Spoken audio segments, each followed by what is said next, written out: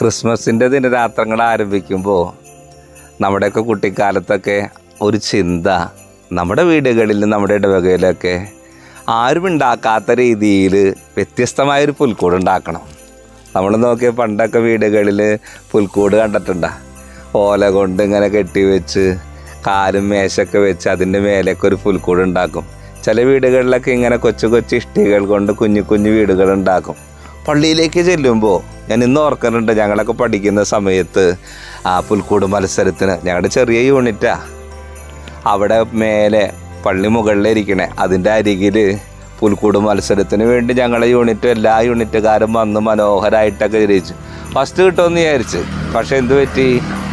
Current കൊടുക്കണ സമയമായി. ഇപ്പം അന്നൊക്കെ സേഫ്റ്റി പിന്നീന്ന് ഇങ്ങനെ കറണ്ട് പോകും, അത് കുത്തിയെടുക്കണം. മനോഹരമായിട്ട് പുൽക്കൂടൊക്കെ ഉണ്ടാക്കി. പക്ഷേ കറണ്ട് കണക്ഷൻ കൊടുക്കുമ്പോൾ ലൈറ്റ് കത്തണില്ല. സമ്മാനം ഇട്ടുന്ന ജഡ്ജസ് ഒന്നും മാർക്കിട്ട് പോയി, പ്രൈസും കിട്ടിയില്ല. വലുതും ചെറുതുമായ പുൽക്കൂടുകൾ ഉണ്ടാക്കാൻ നമ്മൾ അന്ന് ഇന്നൊക്കെ മത്സരിക്കും. ഒന്നും പറ്റിയില്ലെങ്കിൽ റോട്ടിൽ നിന്ന് ആരെങ്കിലും ഉണ്ടാക്കുന്ന പുൽക്കൂടൊക്കെ വാങ്ങിച്ച് വീട്ടിൽ റെഡിമെയ്ഡ് പുൽക്കൂടുകളുടെ കാലഘട്ടം.